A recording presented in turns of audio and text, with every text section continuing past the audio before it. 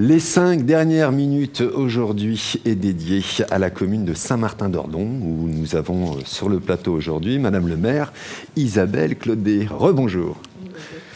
À peu près tous les 15 jours, toutes les 3 semaines, on a décidé de faire un focus justement sur les mairies que nous ne connaissons pas forcément bien, nos maires, nos élus et surtout ce qu'on peut y faire. Et c'est une des idées qu'on a eues ici avec la rédaction pour dire on va commencer d'abord par les 19 communes qui nous entourent. Voilà, donc merci encore une fois d'avoir accepté l'invitation.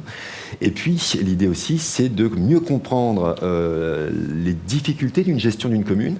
Les petits plus, les petits moins, parce que j'imagine que c'est pas tous les jours la fête. Hein. Alors on va commencer, si vous le voulez bien, comment Madame le maire, vous avez une population de 426 habitants. C'est ça. Petite commune rurale, qui n'est pas très loin de Joigny, je crois que ça doit être à 25 km de Joigny. Vous en êtes là, donc Madame le maire, c'est votre premier mandat. C'est ça. D'abord, si vous le voulez bien, on va essayer de vous découvrir, vous. Alors, tout d'abord, vous n'êtes pas forcément né dans Lyon. Pas du tout. Dites-nous. Je suis née dans le Val-de-Marne, donc j'ai passé une partie de ma vie dans le Val-de-Marne, après en Seine-et-Marne, et puis après je suis arrivée dans Lyon. Très bien. Vous avez fait quoi comme carrière professionnelle? J'étais institutrice, professeure des écoles et directrice d'établissement dans l'enseignement catholique sous contrat. D'accord, donc là, ça ne plaisante plus. Très bien. J'ai fait quelques fautes d'orthographe, il ne faudra pas m'en vouloir. Donc vous avez, en parallèle de votre métier d'enseignante, connu un mandat d'élu. Oui, à Nangy, dans une ville de 7000 habitants, où j'étais conseillère municipale dans l'opposition. Alors c'est compliqué d'être dans l'opposition. Oui, mais bon, c'est très intéressant de découvrir aussi comment fonctionne une commune. Même si ça prenait beaucoup de temps parce que c'était une grosse commune, 7000 habitants, on avait des dossiers comme ça à voir, donc c'était quoi, 2-3 heures ou 4 heures des fois avant les conseils municipaux, donc c'est vrai que c'est très intéressant. Là, je conseille à tout le monde de le faire. De vivre au moins, ouais. Ah oui. Et puis c'est important parce que c'est vrai que c'est pas facile des fois de réunir une liste complète pour pouvoir se présenter comme au municipal. Et puis ensuite, vous avez décidé de déserter la Seine-et-Marne. C'est ça. Pour des problèmes d'inondation, je crois. C'est ça, des inondations sur le terrain qu'on avait. Et puis donc on est arrivé à Saint-Martin-d'Ordon. Voilà. Et donc on était un peu particulier parce que dès qu'on voyait des maisons, des agents immobiliers, on disait, il y a de l'eau ici. Oui, j'imagine que ça doit être la première rivière, crainte. elle est où? C'est ça, c'est une rivière, l'eau. Je vais être très en hauteur. On n'a pas en vachette, c'est bon. Donc vous arrivez en quelle année à Saint-Martin? Je suis arrivée en 2017. 2017, d'accord. Voilà. Donc tout de suite, vous vous êtes intégré dans le village, vous avez assisté un petit peu? Pas facile parce que donc, on a trouvé une maison avec du terrain parce que j'ai beaucoup de bêtes aussi avec moi. Et donc on habite à 3 km du village. Donc plutôt dans un hameau? Dans un hameau, enfin un lieu-dit même exactement, on est 3 maisons. D'accord. Donc quand on n'a pas d'enfants à l'école, quand il n'y a pas de commerce, on n'a pas de raison de passer dans le village. Oui, oui, c'est pas faux. donc voilà, donc moi Et comment vous vous êtes retrouvé donc maire de ce village? Alors, comment je me suis retrouvée maire de ce village? Moi, j'ai voulu déjà en 2019, j'ai contacté la mairie pour dire voilà, si aux prochaines élections municipales, s'il y a besoin de conseillers municipaux, je veux bien faire partie. Il n'était pas du tout dans mon idée de devenir maire de la commune. D'accord, c'est important de le préciser. Du tout. Ça m'est tombé dessus comme pouf. Oui. Hein, quand on pose la question en réunion, qui c'est qui veut devenir maire, que tout le monde regarde ses chaussures et que vous regardez l'autre, les ensemble en disant ah ah. Et puis d'un seul coup, tout le monde se retourne vers vous. C'est ça. Ah, à propos, tu as du temps libre, tu peux devenir maire. Tu as déjà été conseillère, donc ça va être bien. Mais non, ça n'a rien à voir. Une conseillère municipale d'une commune de 7 à 10 000 habitants, ça n'a absolument rien à voir avec une mairie de 400 habitants. Une mairie de 400, donc c'est alors justement, le jour et la nuit. Vous vous retrouvez donc maire de Saint-Martin-d'Ordon. Comment on réagit à ce moment-là? On se dit, bon, ok, je me sens apte à assumer ce mandat, ou comment ça se passe? Eh bien, on se dit, on y va. Moi, j'ai jamais été dans le style à refuser ou à reculer, de par ma carrière et ma vie personnelle aussi. Donc, je suis quand même mère de 5 enfants, grand-mère de 9 petits-enfants. Oui, alors c'est pas 426 personnes qui va vous impressionner. J'avais 25 ou 30 élèves en classe, donc... Ouais, bien sûr. Bien sûr, j'ai bien géré une compris. école aussi, mais bon, c'est différent aussi, là. C'est pas pareil. Donc, une commune de 426 habitants. Alors, qu'est-ce qu'on peut y retrouver sur cette commune, Madame le maire? Alors, au niveau commerce, il n'y en a plus du tout. Donc, on a une boîte à pain dans laquelle on se retrouve à plusieurs quand on va chercher notre pain dans cette boîte à pain. Et puis, on a monté aussi, depuis que je suis maire, on a monté une agence postale communale dans la mairie. Ça c'est bien, on ramène un peu de service public. Ça ramène un petit peu de service public. Et cette agence communale est ouverte, sauf le mercredi, le lundi, le jeudi et le vendredi matin. Donc voilà, ça apporte un plus quand même aux habitants. Donc voilà, il n'y a pas grand-chose. Hein. Bon, une vie associative quand même assez importante. C'est ce que j'allais vous dire. Donc moi, quand je suis arrivée, il y avait une MJC qui s'est transformée en mascotte, qui regroupe quand même des activités sur les autres 3 communes de Cudeau, Saint-Martin et Saint-Loup. D'accord.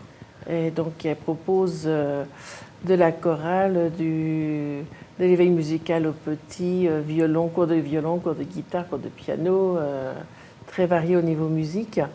Au niveau sportif aussi, donc gymnastique, randonnée, marche.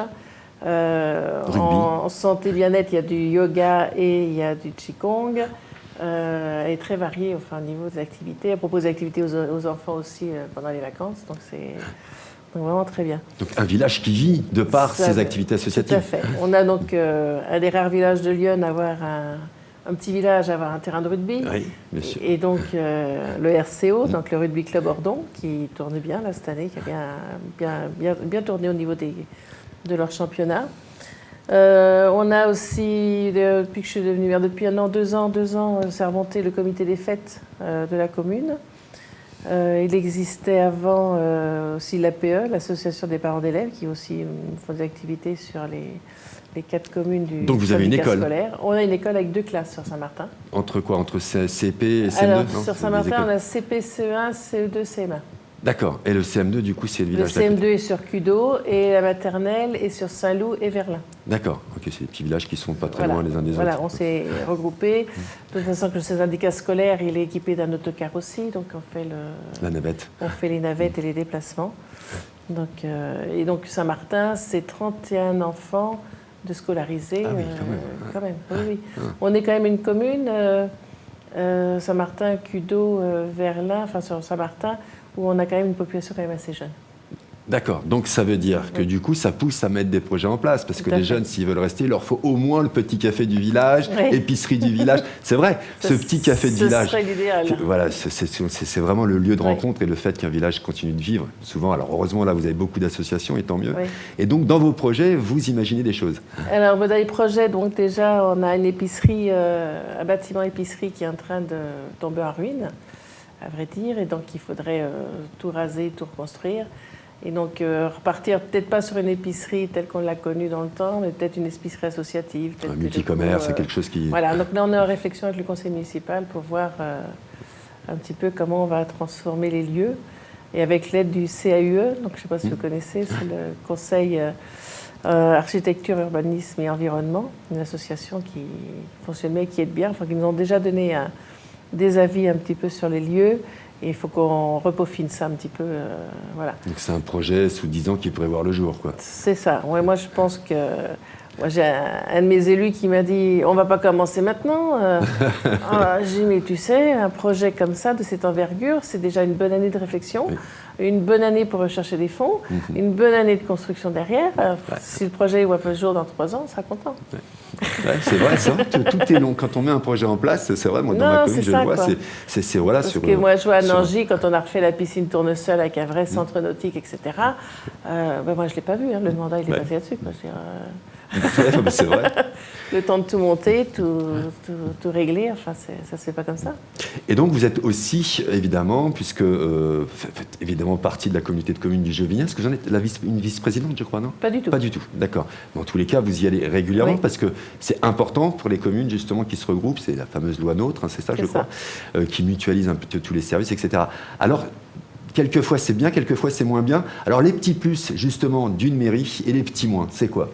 D'une mairie ou d'une communauté de communes? Les deux, mon capitaine. Les deux, puisque voilà, souvent l'un est obligé de passer par l'autre pour pouvoir faire quelque chose. Les petits plus.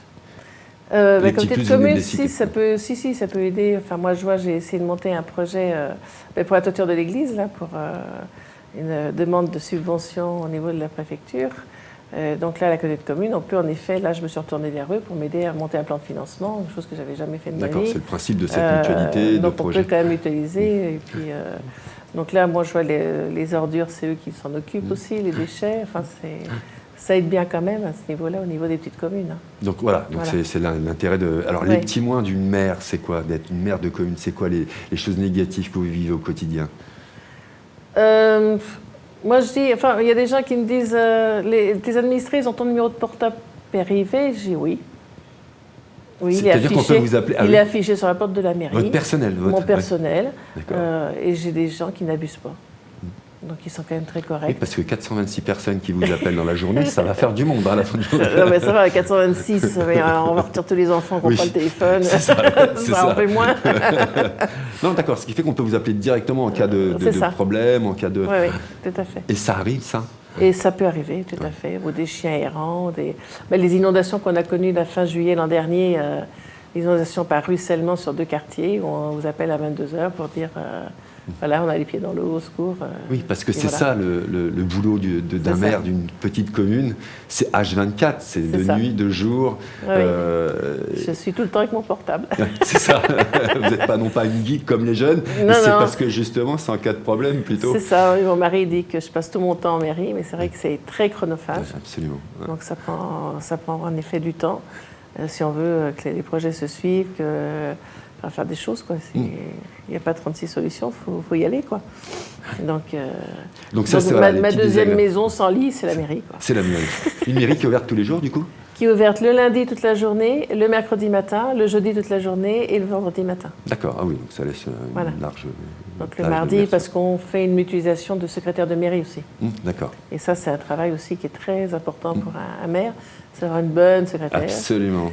Et c'est vrai que ça aide bien. Parce absolument, tout à fait, je suis bien d'accord avec ça. Sinon, on fait au secours. C'est clair.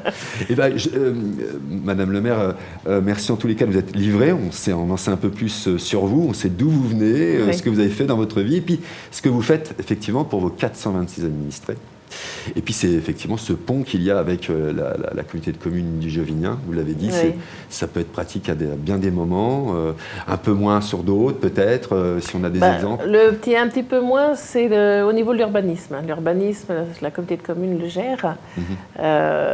Et je vais retenir aussi sur les pompiers, c'est aussi un problème aussi, les pompiers, chez nous. Parce qu'on a des conduites d'eau qui ne permettent pas d'avoir plus de 30 mètres cubes au poteau incendie. Et il faut savoir que sur nos communes, si on a moins de 30 mètres cubes au poteau incendie, le service urbanisme de Joigny nous interdit toute construction. Mais là, on rentre dans les méandres administratifs, c'est ça. C'est l'enfer. Et là, c'est l'enfer. Et là, c'est l'enfer. Quelque part, l'État veut qu'on devienne autonome au niveau énergie. Donc, on se propose de mettre en effet des panneaux photovoltaïques sur des toitures de maisons, sur lesquels, maintenant, les pompiers nous le refusent. Ah oui? Moins de 30 mètres cubes, l'urbanisme dit non, moins de 30 mètres cubes au poteau, on ne pouvait pas mettre de poteau incendie. Alors, ce qui est quand même étrange, parce que les panneaux photovoltaïques, s'ils prennent feu, on ne met pas d'eau dessus, parce que c'est quand même de l'électricité. Oui. Oui, et c'est une aberration du SDIS de Lyon. D'accord, ok. Donc là, il va falloir parce qu'il y a des SDIS ailleurs, en effet, ils n'ont pas cette exigence de 30 mètres cubes au poteau incendie. Et chez nous, si, c'est comme ça. Donc il y a encore des règles à améliorer. Alors qu'on ait 30 mètres cubes à un poteau incendie sur une commune comme Joigny, où les maisons sont en bois, elles se touchent, ça c'est tout à fait compréhensible. Mais sur nos petites communes, moi je suis à 25 km de Joigny. Bon, c'est pas Joigny qui va intervenir, c'est Saint-Julien-du-Sault, ou c'est Courtenay, ou c'est Piffon. Et ce sont principalement des pompiers volontaires. Donc moi, j'ai jamais vu d'intervention de pompiers chez nous à moins de 30 minutes. Oui, c'est pas faux. Donc le jour où la maison brûle, on a plutôt vite fait de franchir notre jet d'eau et commencer. Donc vous voyez, ça c'est bien que vous en parlez parce que c'est effectivement... Et c'est un vrai souci pour les petites communes. Parce que quelque part, on se dit, faut être vertueux au niveau énergie, il faut produire sa propre énergie. On veut mettre des panneaux photovoltaïques. D'un côté, on dit, non, vous n'avez pas 30 mètres cubes au poteau. Enfin, c'est hallucinant, quoi. Ça fait partie pour avoir croisé de nombreux élus, effectivement, de ces méandres administratifs, ces règles, ces choses, ces normes, etc. Et qui ne sont pas logiques sur des petites communes. Et qui faudrait presque fonctionner au cas par cas. Moi, j'avais discuté avec Jean-Baptiste Lemoyne, notre sénateur, en lui disant, mais fais quelque chose au Sénat, quoi. Qu'on n'ait pas les mêmes règles en petite commune qu'en grosse commune. Genre, je lui explique mon souci de panneaux photovoltaïques, de poteaux incendie. Et il me dit, c'est pas dur, t'as qu'à mettre des bâches. J'y attends. Saint-Martin-d'Ordon, c'est 22 lieux-dits. 22 lieux-dits dont la commune est propriétaire d'aucun terrain. Donc déjà, j'achète 22 terrains pour acheter 22 bâches pour les mettre. Et dans le centre du pays, dans le centre-bourg, je détruis des maisons pour mettre des bâches. Oui. Ah, il m'a dit, vous n'avez pas vu des choses comme ça. Ben, si on veut être logique, c'est ça, quoi.